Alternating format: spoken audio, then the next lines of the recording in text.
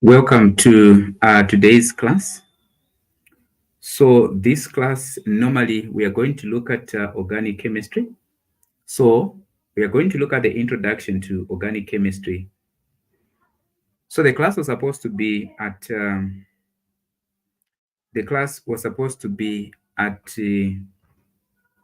15 hours, but people have voted that we have it at 19 hours, and this is 19. So which means we are going to have a class now. So please kindly confirm you're able to hear me. Are you able to hear me? Uh, are you able to get me to your end? Are you able to get me? Let me hear from you. Soon we are yet to start. That is an introduction to organic chemistry. This is an important topic where those that are doing science, where science paper 2 is concerned, and those that are doing pure, it is chemistry. But for those that are doing pure, we are going to go further looking at bringing in the concept of that is bond energies. Okay. But for this one, it's just a basic introduction to everyone, whether you're taking pure or physical. Okay, so we can start. The first question that we can answer is that what is organic chemistry? What is organic chemistry? That is the first question that we are answering. What is organic chemistry? What is organic chemistry? So organic chemistry is simply the study of carbon compounds. Is the study of carbon compounds, excluding oxides and carbonates. So that is how you define organic chemistry. So which means as we go on, what we are going to study are the carbon compounds, but we are not going to look at oxides and carbonates. Oxide, we can talk of carbon monoxide, carbon dioxide, carbonate, we can talk of calcium carbonate and all those. But we are going to focus mainly on carbon compounds.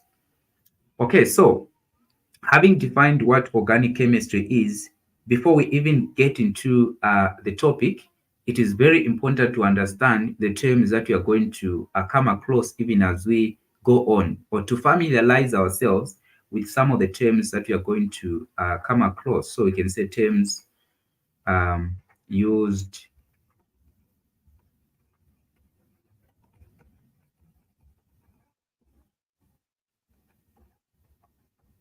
so terms used under the study of organic chemistry. What are the terms can we look at that we are going to come across as we go on to study organic chemistry? What are the terms that we can look at? So one of the terms that we can look at is called hydrocarbon. I mean organic compounds. Okay, let us start with organic compounds. Organic compound. What are organic compounds? What are organic compounds? So to define these, we can say these are compounds that contain carbon but exclude any oxide and carbonates. So we can define our compounds. We can say our compounds which contain carbon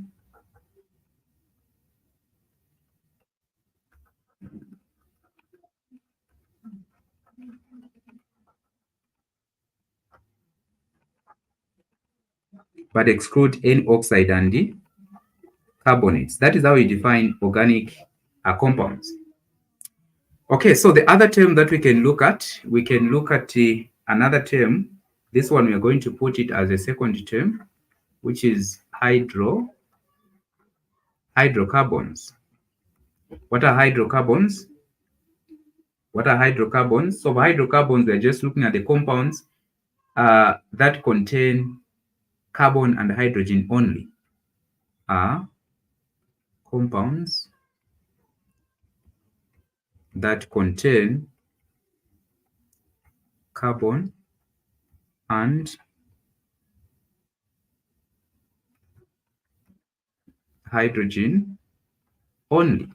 So examples of hydrocarbons, we can look at alkanes, okay? And of course, we can look at alkynes. So these are the examples of hydrocarbons. These, they contain carbon and hydrogen only, okay? So hydrocarbons are compounds that contain carbon and hydrogen only, okay? So don't forget to put this word that emphasizes that it's only carbon and hydrogen. Examples, if you're, in case you're asked to give examples, we have alkanes, alkenes, and alkynes. But at our level, I think we are going to focus on these two, alkanes and alkenes, okay? Then, of course, what is the third one that we can look at? The third term that we can look at homologous series. So, homologous series. What is the homologous series, or what are homologous series? So for this one, we can say is the family of similar organic compound. So homologous series is a family of similar organic compounds. So similar organic compounds form up a family, and in this case, we call it a homologous series. Okay, now, before we leave the homologous series, one thing important here is to look at the characteristics. What are the characteristics of the homologous series? Of the homologous series. What are characteristics of the compounds that are found in the same family? In other words, what are the characteristics? What do you think they have in common? So in this case, one of the characteristics that we can look at, we can look at is that compounds that belong to the same family, they have similar chemical properties. One, they have similar chemical properties, okay? So this is one of the characteristics of homologous series. They have similar chemical properties. Then, what is the other thing? So here, okay, what is the other thing? They have similar method or methods of preparation. So those that belong to the same family have similar method of what? Preparation. Okay, so they have similar method of preparation. Then also we can say they conform to the same general molecular formula. So this is one of the characteristics of the compounds that belong to the same family. So they have, or they conform to the same general molecular formula. Okay? Then now, the other thing in terms of chemical properties, or let me just put it here, their physical properties changes, I can say their physical properties changes gradually, okay, as the number of carbons. So as the number of carbons increases, the physical properties changes gradually. Now, what are some of the physical properties that we can talk of? We can talk of melting point, okay? Physical properties, we are talking of melting point. We are talking of boiling point. We are talking of density, okay? Density. We are talking of molecular weight. So now what happened to these physical properties? As the number of carbon increases, the melting point increases, the melting point of the compound increases, the boiling point increases, the density increases, molecular weight increases. So as the number of carbon increases, the physical properties also tend to increase. So these are some of the the characteristics of homologous series or compounds that are found in the same family. Okay, so take note of this. Okay, what is the other term that we can look at? What is the other term that we can look at? We are going to put this one as the fourth one. We're going to put this one as the fourth one. And this one, we are going to put a functional group. What is a functional group? What is a functional group? So a functional group is a group on a compound. So you can say a group on a compound that determines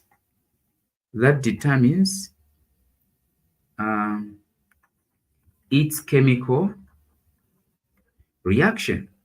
Okay, a group on a compound that determines its chemical properties, or a group on a compound on compounds that determines its chemical properties. That is what I said.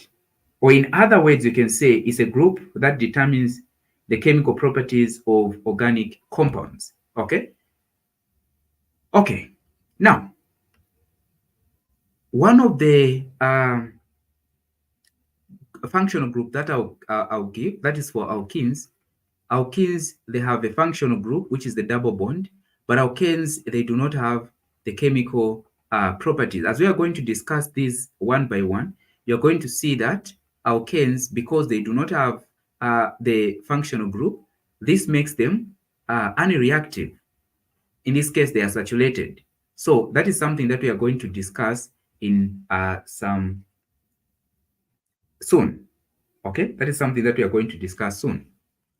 Now, aside from this, the other term that we can look at, perhaps, let us put this one as the fourth term. Okay, we are going to put this one as the fourth term, and the term is nomenclature. Okay, maybe just to know what nomenclature is. Among the terms, it is very important that we look at nomenclature. What about nomenclature? What is nomenclature? So for nomenclature, it's just a standardized way of naming organic compound.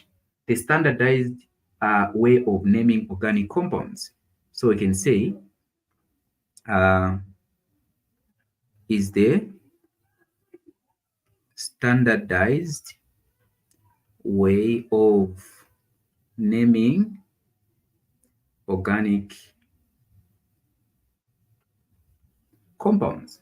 The standardized way of naming organic compounds. That is what we call the nomenclature. Now, a bit on this nomenclature, we discuss some things on this nomenclature. So we can say the nomenclature takes into account the following, okay? In terms of, in order for you to name the organic compounds, the nomenclature or the standardized way of naming organic compounds, certain things are taken into consideration. I guess you've gotten that. In order to name organic compounds, since we are saying nomenclature, it's just a naming way, the way of naming organic compounds. Now, in order for us to name the organic compounds successively, we take into account, one, the prefix. We take into account the prefix and also the suffix. Okay, so the prefix, we are just looking at the root part of the name, or what is found at the beginning. Okay, what is found at the beginning of the name, or the root part of the name. Then the suffix, we are looking at the ending or the end part of the name. Okay, so now, how do you name the organic compounds? So in this case, let me just put here the prefix. This prefix that we are talking of, so we are starting with the prefix. We are saying, in order for us to name the organic compounds, we take into account the prefix and, of course, the suffix. And we are saying the prefix takes into account, the prefix. What about the prefix? So let me just put up something here. So the prefix has to do with the number of carbons. Okay, so for a prefix, it has to do with the number of carbons. Then, of course, the suffix, we are going to look at that as we get there. So let me just put here the table of prefix. So I'm going to put prefix and then number of carbons. Okay. So now the prefix we're saying is that something that you put at the beginning of the name, and this is according to the number of carbons. So here for a prefix, if you have carbon, I should have put number of carbon first. Then of course here we put the prefix. I think that way it will be okay. So number of carbons here. Then of course we have the what? The prefix. Okay. So if you have an organic compound or a compound that has one carbon, so number of carbon 1, the prefix is the meth. So you're just going to go up to 10. So if you have a 1 carbon, the prefix is meth. So what you put at the beginning is the meth. Then if you have 2, the prefix is eth. Okay. If you have 3, it's a prop. If you have 4, it is a but. If you have 5, it is a pent. So starting from 5, going up, you follow the shape.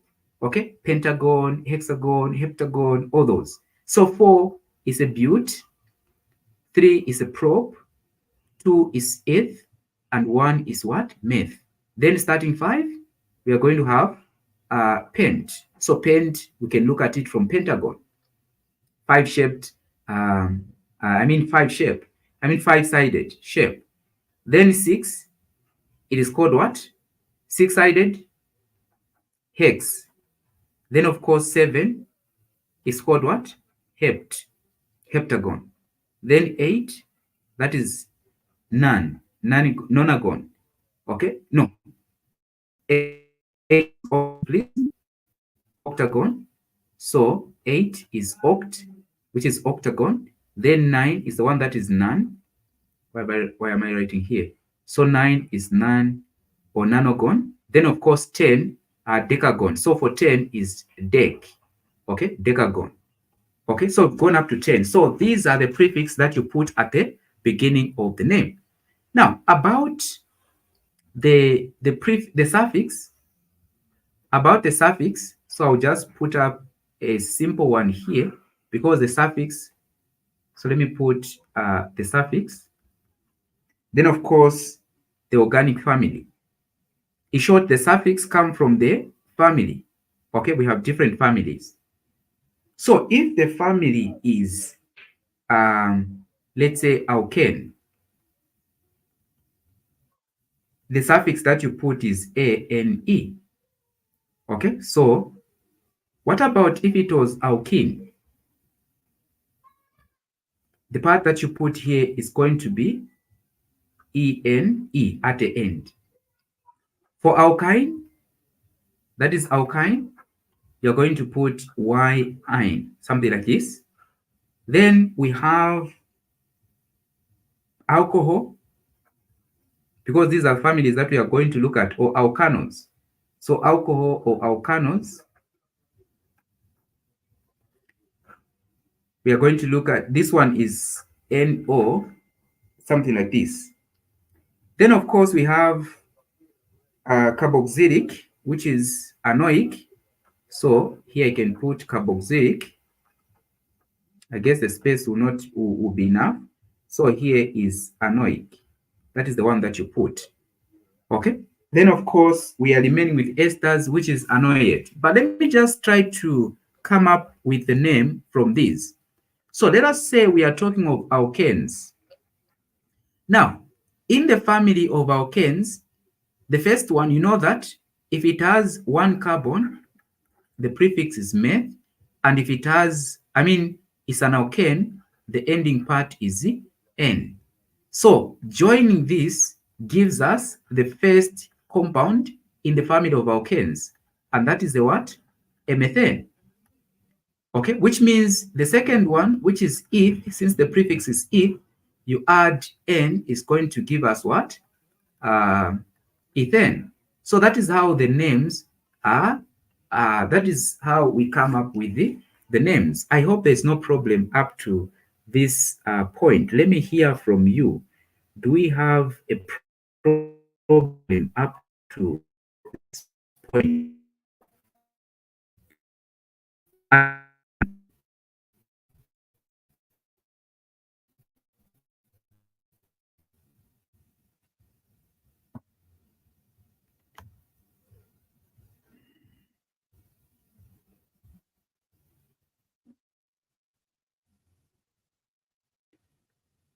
Are you following up to this point?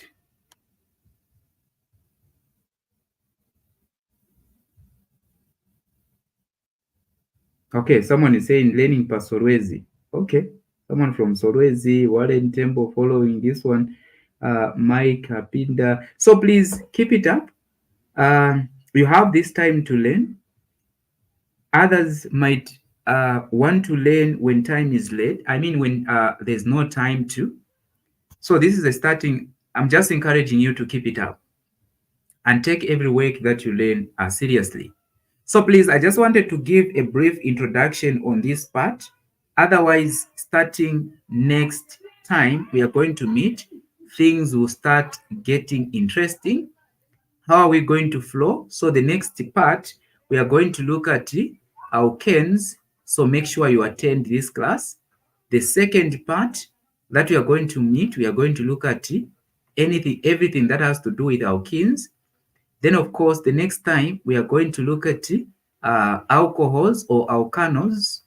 Then, of course, the fourth lesson we are going to look at carboxylic, okay, carboxylic acids. Then the fifth part we are going to look at esters, and the sixth part we are going to look at macromolecules. Macromolecules. Now, under macromolecules, we are just going to look at synthetic in the first part. We are going to look at synthetic. Then the next part, which is the seventh part, we are going to look at macromolecules. But this time around, we are going to look at natural polymers. Then, of course, I think that will be the close. So this is the journey that we've started, and this is how it looks. So please, every time I announce the class, make sure that you follow it up.